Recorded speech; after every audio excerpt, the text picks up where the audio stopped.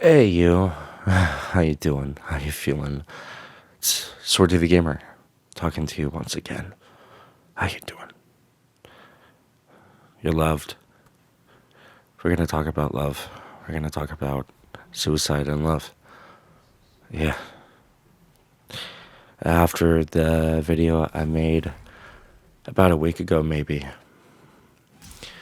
a family member took their life. The previous video really took a lot out of me, and then I think it was like 2 days or 3 days after that video when I was starting to feel a little better. I woke up with terrible news. Terrible news.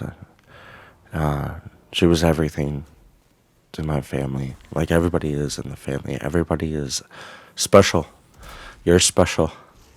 Not to make it a little uncomfortable, but you know, you're as important as she was. And my little brother, right? You know that, right? And it's okay. So I wanna talk to people that like feel like her and my bro. And I hope this helps too with anybody that is feeling the way I am. I'm shattered, I'm broken, I'm sad.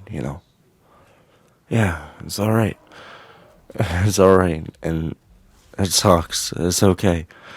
I'd rather you feel that than going about your day like nothing's going on.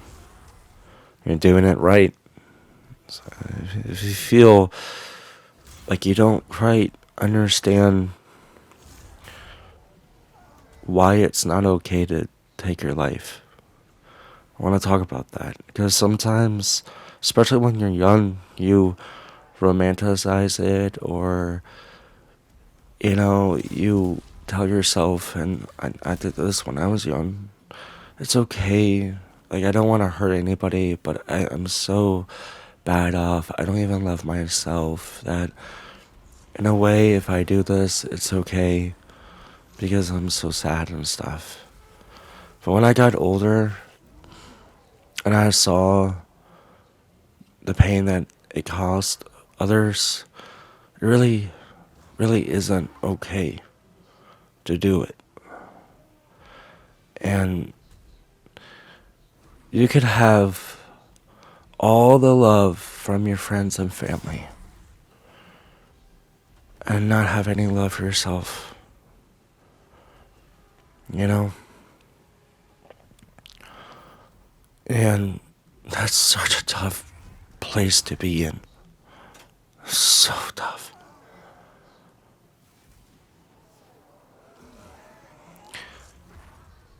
With your family members and your friends, when you kill yourself, I'll tell you firsthand, it's not just like that one or few people that you're really close to that really hurt because you're gone. They hurt not just because of that, but because everybody around them are hurting too. It's a compounded,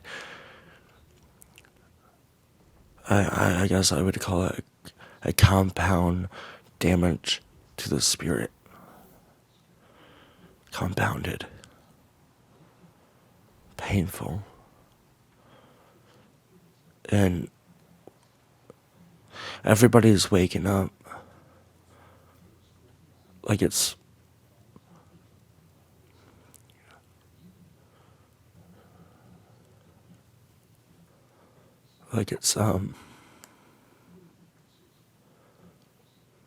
almost a dream.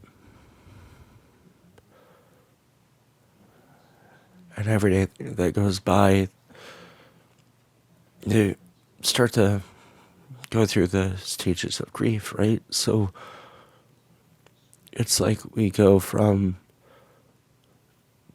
denial and anger And then, we do the bargaining, the depression, the acceptance. And even though we go through that, it seems like for me and a lot of people, like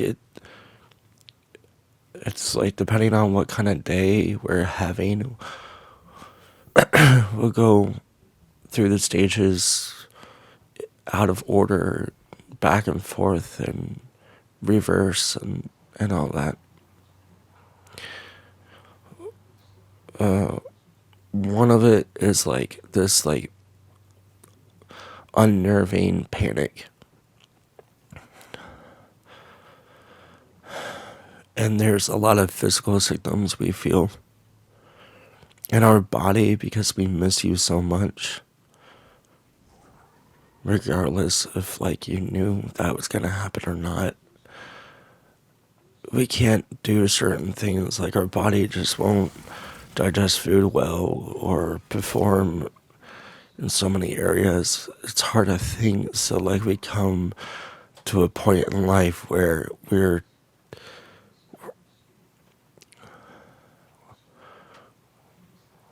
we slow down almost to a complete halt. Yet our insides, our soul, our heart, mind are going so fucking fast, man. And so that to you,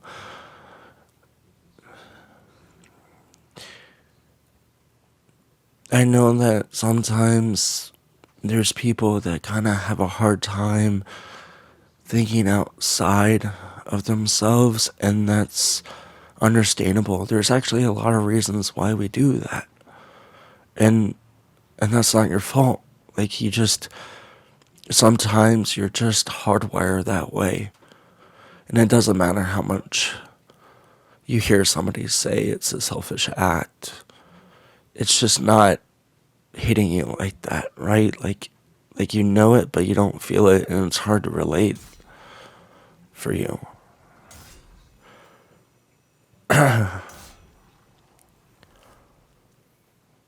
So like that's when you have like the opportunity to be the hero here, despite that you don't get it. You chose to fight your way through it. You chose to live until your body gives up, not you.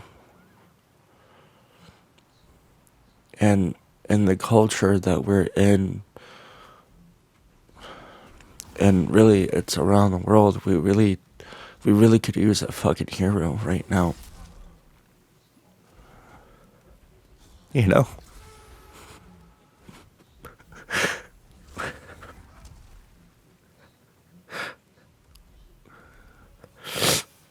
Having said that,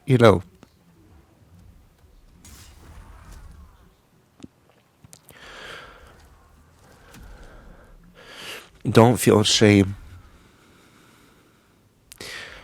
If you do reach out to somebody and you say, I was about to, and I waited until I talked to you, and they're lashing out and stuff, you're still the hero. You're still a good person. Sometimes we get in a headspace where we really care about what others think. And that's so normal. And sometimes that's like the focus. And we try to control what people think about us. And sometimes we spend so much time convincing people that have already made up their mind how they feel about you, that we get so depressed and anxious. And that's another reason why sometimes we go, okay, I'm just gonna I'm gonna take my life, right?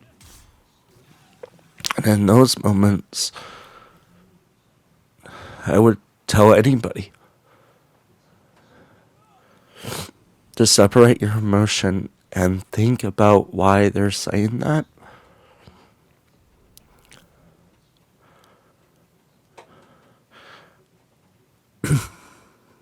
And if it's true to a degree,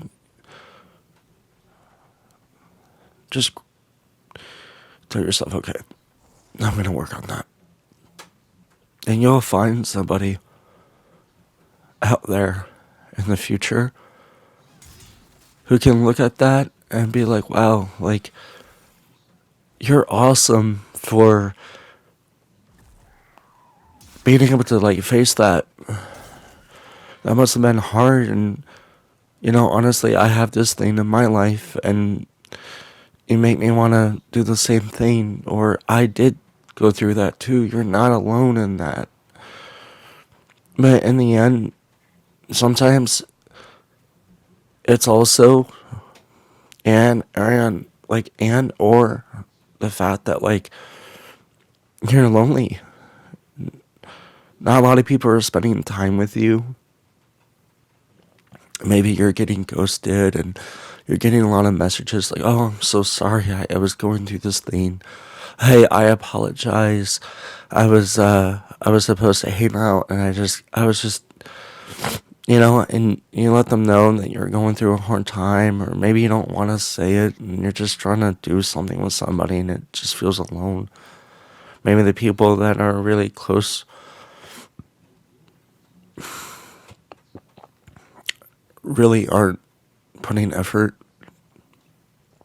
or maybe they're too far away, or maybe they're swamped or busy.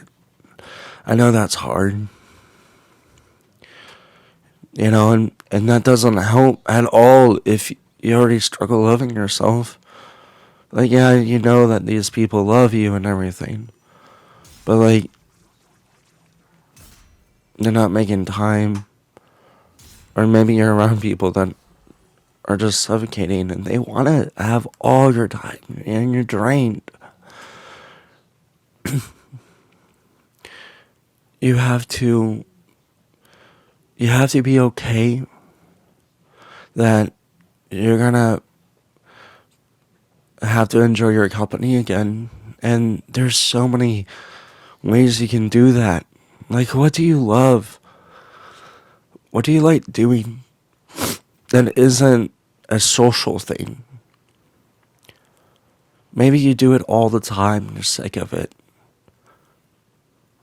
I think one thing that I love doing that I never get sick of is just, like, working out or making a video. I love doing that. Sometimes, like I am right now, I love talking out loud and putting it out there, and someone sees it, and that helps. Sometimes when I work out, it's like after my workout, I just have so many endorphins and stuff, and I kind of feel better. And I get strong. And you can add all of this, how you're running down the things that make you enjoy your own company again, and you're giving it a go, and it's working, and the working out, and you're getting stronger and sexy and stuff. You go back to thinking about, wow, I am becoming that hero. And if you were like me in 2023, you don't even necessarily want to die, but your body is just failing and unable to keep up. And your brain does a thing where you're so miserable and broken and scared and panicky. You're borderline psychosis practically from all this stuff. And, like, you start losing sight. You're losing sight on reasons to keep going, and your mind is like egging you on, do it, you know? You can you can end the suffering. For me, I had to visualize like things being stuck in bed for so long, and being wheelchaired in a doctor's office and stuff is terrible, and going through MRIs and stuff is terrible, and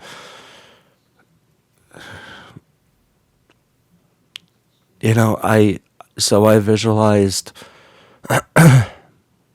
finding love. That was a big one. There's somebody out there for me. I said, I'm 31 at the time, maybe 30. At 32, I found that person, right? And she's awesome. And even if I didn't find that person, I would still be holding on to that right now.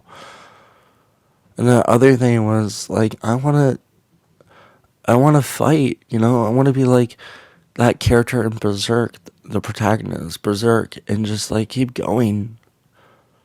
I wanna be like Goku. I wanna be like these fictional characters, and then I wanna be like the other people out there, like David Goggins. Like he kept going even though like genetically like he's fucked up.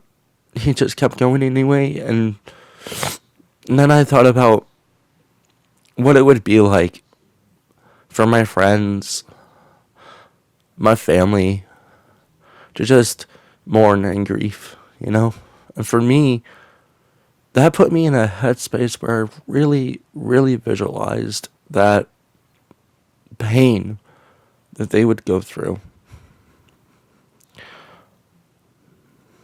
And I thought about it so much and played it out so much, and even thought about the social media aspect and all these apologies and stuff, and how repetitive these apologies would be, how similar from each other they are, and how maybe some of them aren't even people that really knew me, but they're just there. And how, like, that would affect my mom and my sister, my family, my friends, my little bro, and my family member that just passed, Like, I fought for them so they don't feel the way I do right now. And so I'm sharing that because sometimes we don't really do all that thinking and reflection and perspective. We kind of get like in that place where we just kind of leave it at, I'm just not happy and I don't love myself and I know it's not okay, but I kind of feel like it's also like alright that I do this, and I get that. But if you do what I did, and you do it for months, man. Sometimes, by the way, sometimes the feeling you feel that's making you want to die goes away in a few days. If you want, like, one thing I did was, like, as I was trying to think about what to say to you guys, whoever you are, I watched, like, a few videos. Like, I watched Aaron Hansen from Game Grumps talk about suicide. I listened to Markiplier 9 years ago, I think. Lost a friend that was part of the production of Markiplier to suicide. And I listened to PewDiePie talk about suicide. I listened to Jacksepticeye talk about the deep depression, how he just started crying. It was like, oh my god. And Aaron Hansen, he talked about like how he visited a friend in Japan, but right before that, when he went on vacation, he just went to deep depression, and Dan was like, I'm really worried about him. And then they felt better. And then others, like, with that pain, like PewDiePie went through that when he was younger. It seems like when you're younger, it seems like you face this, and sometimes it hits you again when you're older. It hit me when I was 30, and it hit me when I was 19. You know, and sometimes, like, you got, like, a lot going on. You got school going on, or you got work going on. You got, like, family stuff, and you're drained, and it's just a lot. If you need to, if you can, and just take off all that off the table and just focus on changing your life, or relaxing, spending time with family, coming back home if that's possible, things like that. And I mean it. If there's any possibility. Not, oh, I can't, I really gotta get this done. I'm talking about if you have that, because some people don't. If you have that, just go back home. Go back with anybody. Go stay with a friend. Just be vulnerable and be ready for people to take it in a way where it might make you feel really uncomfortable, or it might make you feel a whole lot better, but just come back home. Don't sit in your apartment by yourself. Don't sit by yourself. And if people are talking and gossiping about you and stuff like that, it's okay. It's okay. I've been there. We've almost all of us have been there, and it sucks. And sometimes we really care about people that are more than like a partner or a friend or a stranger than we do about the people that already accept us for who we are, already acknowledge us for who we are. And I get that, and it's almost natural, because we always want to add to that thing where it's like more people, more support, but sometimes like the crowd just turns on you. And sometimes we bleed, and sometimes we let them know you're bleeding, and they just keep it going, and they keep going at it with you, you know? Keep attacking, keep tearing you down, all that stuff. It's so brutal. That's why I say, you know, when the crowd turns on you, the crowd really fucking does. You know, if you get labeled with something, or you label yourself, you know, despite if it's true or not, despite if you gotta work on something or not, despite if you're misunderstood or you got a reality check, it does not matter, because all I want you to do is just know we all deal with that.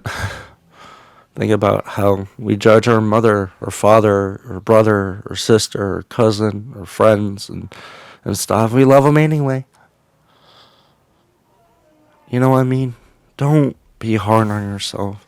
Don't be feeling so much shame and guilt that you're just like, that's all you can think about, because misplaced focus defeats purpose, man. Misplaced focus defeats purpose.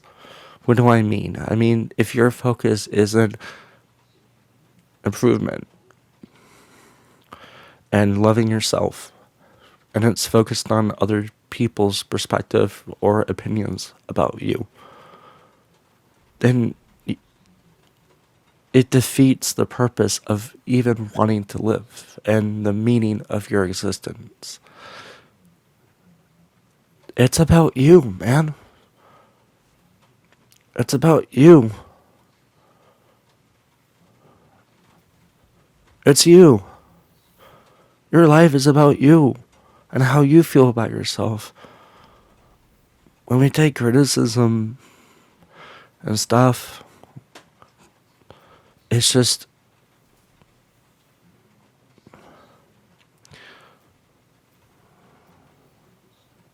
I guess it's just like sometimes hard. I get it. It just sometimes it's not even true. By the way, anyway, I want to say this. I have a special message at the end of the video for my loved one and anybody really that feels this way, and those that are mourning like I am. But before that pops up, we'll have a moment of silence for my loved one, like we did with my little bro, my buddy. And before that, I want to say something that I find kind of profound is, the complex of a human, it, it, we struggle with change. If you look at a tree, this beautiful tree, if you look at the branches,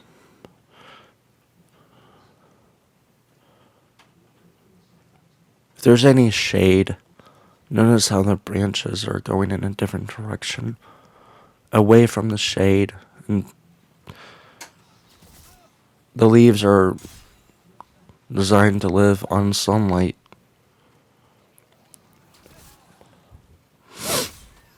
So it just kind of knows that. And so the branches go with the change, adapts to the environment. You're a lot like a tree. You're so important. A tree provides oxygen, and it's doing all that for you so you can live, because you living is even more important than oxygen, dude. Now imagine a human, the complexity there is like, I don't want to spread out that way and change. I had this planned. Other trees can do this, Oh, they don't have all that shade like I do. Some of you have like nothing but shade. But you'll keep growing, and it's frustrating and stuff, and sometimes we say, okay, fuck it. I hate this. Just go with the change. You're going to keep getting taller. You're going to spread out, and you're going to be more unique than those trees that always have that sun. Look how typical and basic and just, just typical tree. A kid can draw that. But notice like a painter, an artist, like they like those trees that are just so like abstract and stuff, So cool, and the branches, the detail, and how one end is like way more cooler and just sticks out. Those are the trees the kids like to climb on. So that's who you are. And embrace it. I love you. Stay here with me. And my family members, and my friends, and everybody. I'm here if you need anything. We may not be able to move on, but together we can live with this pain and share it. Moment of silence.